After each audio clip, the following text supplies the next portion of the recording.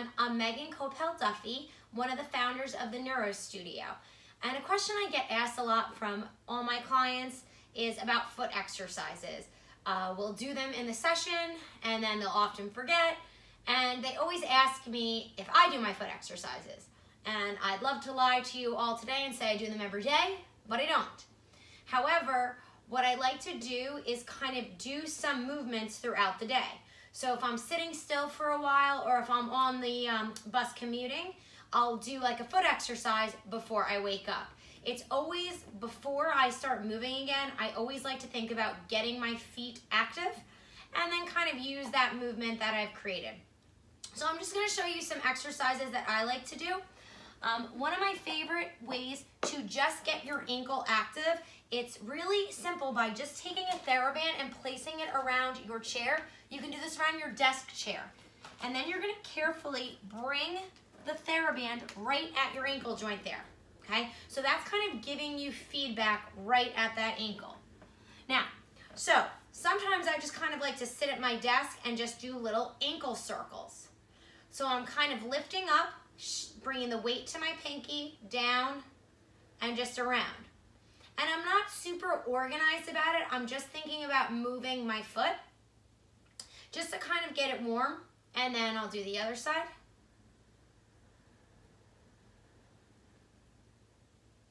And then you can go in the opposite direction. You can also do both feet at the same time, but I had kind of a major injury to this foot and ankle years ago. So my either side needs very different cues. So I like to do them separately. I feel like you get the best out of that. It will take a little bit more time though. All right. And I'm gonna keep this TheraBand around my ankle just to give me some awareness there. So from there, I'm gonna take my yoga block, okay?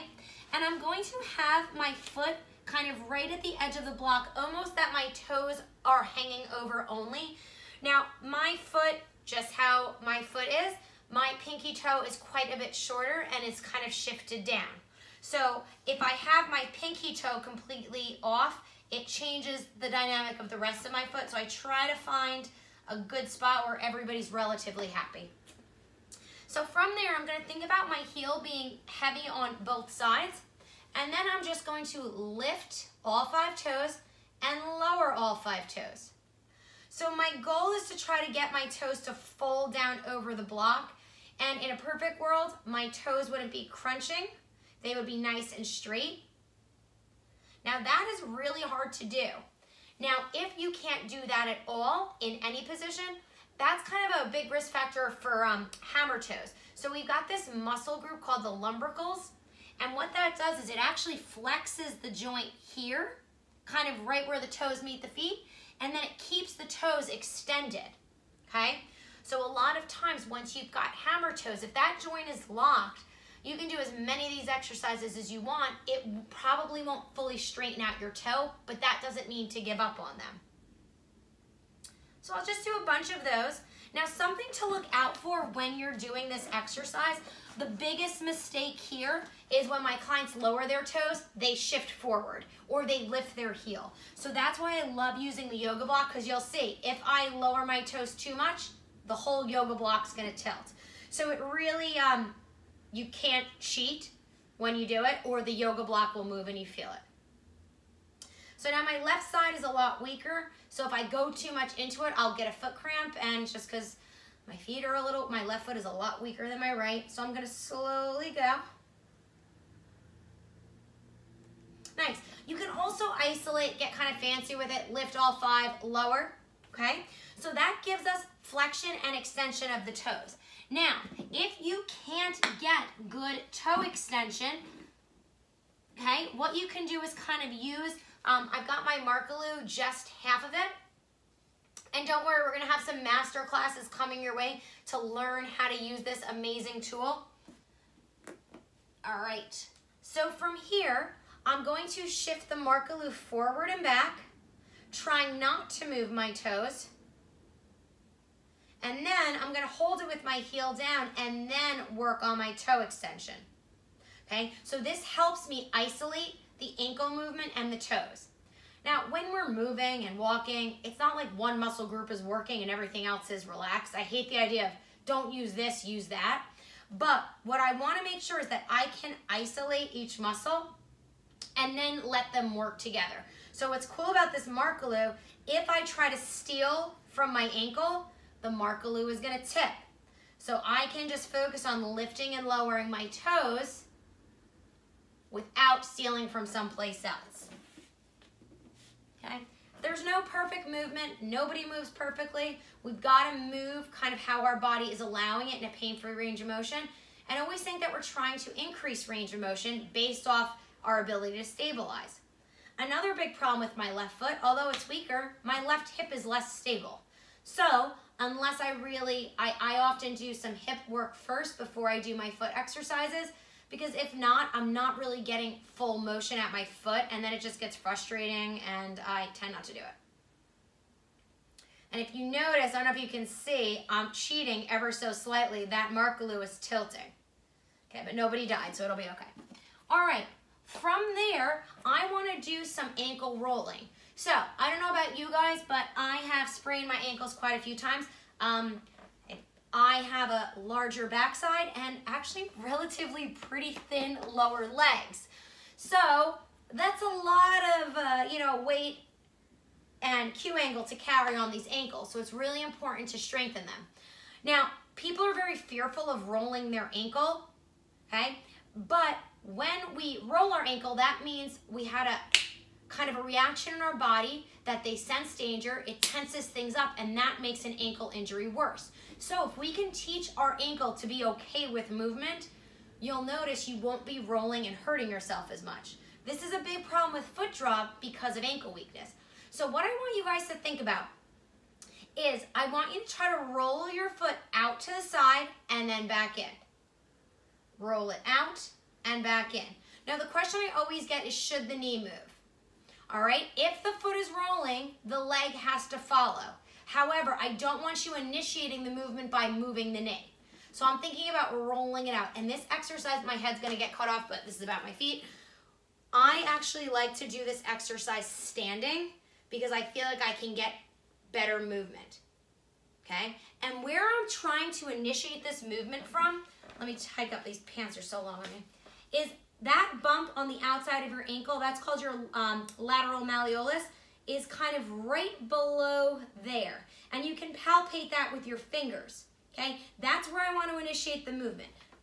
I want to teach my brain and body that is okay to move my ankle like that. And you might be thinking, why would you want to do that? But when we walk, every step we take, our calcaneus has to kind of move with each step. Okay? So if you don't have the ability to move at what we call your subtalar joint and your calcaneus to move in relation to your talus bone and your other foot bones, you're in big trouble. So if every step you take, your calcaneus can't move, you're going to have to steal the movement from someplace else. And that's what leads to long-term overuse injuries. You know, it's like, oh, why does my knee hurt all of a sudden? It doesn't hurt all of a sudden. It's been a kind of a slow burn. So again, we want to roll out. So you'll see there's more range here, all right? Now, when I go in, there's gonna be less range, but I still wanna do it. Again, I find it easier to do this standing. And what I think about when I'm doing this is right below that bump on the inside, I'm shifting it so my heel is actually tilting. So the outside of my heel is lifted. Now, I wanna slowly bring my heel back to center. Tilt, bring it back to center. Tilt, bring it back to center. And then the same thing on the other side. Roll the ankle out, bring it back to center. And not super surprising, my left ankle likes to move less than the right. So that doesn't mean do like triple double on the left. I still want to do that movement because usually where there's pain or there's issue is not usually the problem. The body is so complicated and complex. I always say try to mobilize and move everything and then let your brain decide what movement it wants. We're always trying to force perfect positioning, but what that happens is you're kind of using the wrong areas to do that. So that's what leads to injury, okay? I mean, among other things. All right, So we flexed, we extended the toes. We moved our subtalar joint in and out, okay? Let's get kind of super basic. What if we just do a nice ankle circle? A lot of times I'll hear clients say, my PT told me to do an alphabet with my foot. I'm cool with that. Just make sure when you're doing the alphabet with your foot, it's not initiating from the top of the leg and you're really isolating the foot. All right? So we kind of got those nice and fun. Actually, not fun at all, but you know, whatever. All right. Then one of my most favorite exercises to do is my Soleus Press. So what I'm going to do here is I'm going to slowly lift my heel and lower it down. So this seems pretty basic, right? Not super exciting. But what I want you guys to think about is keeping your toes super heavy on the mat, okay? This is one of the main reasons, I mean, I love it for other reasons, why I use the Naboso mats and the Naboso insoles. So I can do kind of foot exercises in like my UGG boots. I tend not to keep my toes down when I walk. I'm a little bit limited in my dorsiflexion like most of us. So instead, I overextend my toes all the time. And that doesn't mean they're strong, it means they're almost stuck there. So when I push my toes down into the mat, I gotta concentrate and lower my heel, I'm actually getting my soleus to lengthen and shorten, okay? And I'll show this to all my neuro clients. They always laugh because when I lower my leg, it shakes just as much as when theirs is. All right? So really important exercise. Then from there, what I like to do is, again, come on up to standing. Make sure your chair is sturdy, okay? So from there, I'm gonna do that same exercise, but standing. My front leg is straight. I'm going to lift my heel and allow my knee to bend. And that should be kind of simultaneous. Now, do we have energy down in our toes? I don't want the toes crunching and looking all funky. I just want them to be down on the mat. Now, say you've got foot drop and you can't get your heel all the way down. This is where the Markaloo is like, it's helped me so much in my practice with my clients because I was always searching for different things to put under people's heels. And thank you, Carl Mullins, you solved so many of my problems. So say you've only got slight foot drop. You can just use the wooden part. And I can place that under my heel, okay? Excuse me, I put it under the wrong heel, okay? So then when I'm doing this exercise, I can find end range. When you have foot drop, if you try to fully put your heel down, it won't be coming from the lower leg. It often comes from the hip or the spine, okay? Now, this is kind of putting a Band-Aid on a gunshot wound. I'm with you on that. But what I'm gonna do is I'm gonna slowly decrease what's under their heel. So again, for some of my clients who've had a stroke or have severe foot drop, we start up this high. See how high that is? Okay? So I might not even have them lift their heel. I might have them visualize lifting their heel and then push their heel down. Relax, push the heel down, okay? Then I'm gonna undo this. These kind of remind me of these Russian nesting dolls my nanny used to have at her house. And then same thing, now I can get lift and reach the heel down in, okay? And now we've got a third one that goes even smaller. And then we've got the wooden plate and then the floor, okay? It is, don't forget about the simple stuff. This makes such a difference. It often surprises me. Yesterday even, one of my clients with CP, it was the first time her heels ever touched the floor. She's 27 years old. We did a progression like that just with the Soleus Press using vibration and the heel came down. Wasn't a permanent fix. We're gonna have to keep working on it, but I have to be honest, it even shocked me. It was pretty awesome. All right, so just quick review. We got the toes moving. Okay, you can even get fancy and move your pinky toes out and in. Very challenging. I find once I get my pinky toe working, I feel like I need to take a break, chug a beer, and take a nap because it's so exhausting. But really think about getting your toes to move, all right? If you can move them individually, even better. Then we kind of want to work up to the foot. You can use things to kind of just give your foot a little bit more love. I didn't even show you the doming exercise. We do this one all the time. But that's when the toes are heavy, the heel's heavy, and you're almost just lifting the arch off your foot. Now, what most people do when they do this is turn the foot. I don't want that. We did that foot turn before. I want that pinky toe to stay heavy, and you almost think about the outside of your foot lifting, okay? If you can't do that one, you can use something like this and just almost think like you're lifting the markaloo up off the ground. It's super, super helpful. It's helped me a ton on my left foot because I always feel like if you ask my husband, he'll agree I'm always doing too much. So when I do the doming on my left foot, I go right into a foot cramp. I have a startle reflex. I kind of get jolted. So by using the markaloo, I can kind of feel more sensation there, kind of pull up and get a little bit more activity there. Also, just moving your foot on this feels freaking amazing. And I've seen people rolling out their foot with lacrosse balls. Be careful.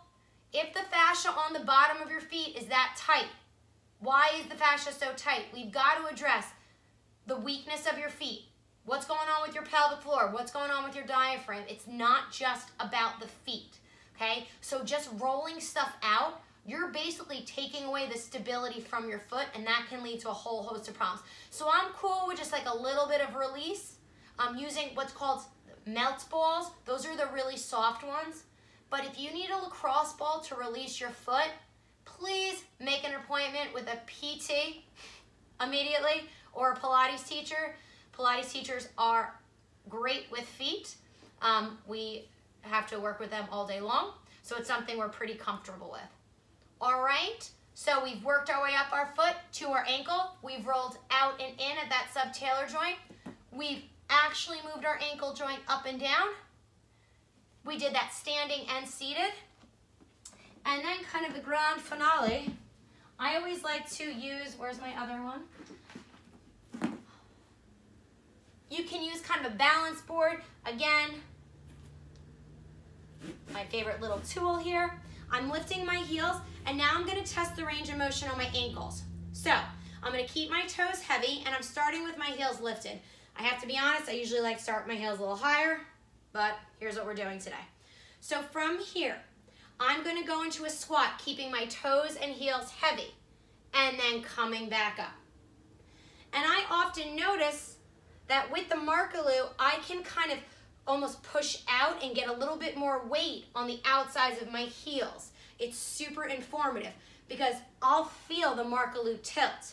So I can keep the weight on my heels, and let me tell you, as soon as I get the weight on the outside of my heels and my pinky toes down, woo, my legs, quads, glutes, everybody's working really hard, but in a good way. All right? Now, please don't always think you have to put the weight on the outside of your heels.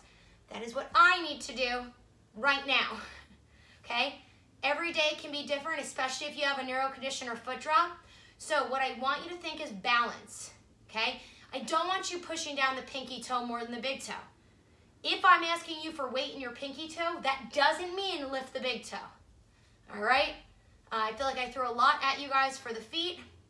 Hopefully you can figure out ways to incorporate some of these exercises in. If you do nothing else, please work side to side with the ankle and use my TheraBand trick at work. Nobody will know, okay? And if they notice, tell them they should be doing it too. And then working on this press, okay? And then if you're even standing at your desk, saying you're talking to a coworker, do this exercise, okay? This is crucial. This is what propels us forward in walking. So show your brain you can do it.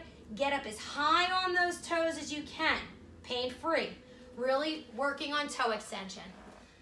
All right, guys, thank you so much. Hopefully I didn't bore you too much with the foot exercises. I tried to make them as exciting as possible. If you have any questions about any of the products we use in here, the only things we endorse at the Neuro Studio are things that I use, Mariska and I both use. The Naboso mats have been game-changing in my personal life with my feet and my clients, and the markaloo I feel like I'm getting way more done in my sessions because of it. So they're coming all the way from Australia, but we're going to be having some classes on the Neuro Studio incorporating them, and some master classes with the genius inventor Carla Mullins. All right, so get excited for that. I know I am. Thanks again, everyone.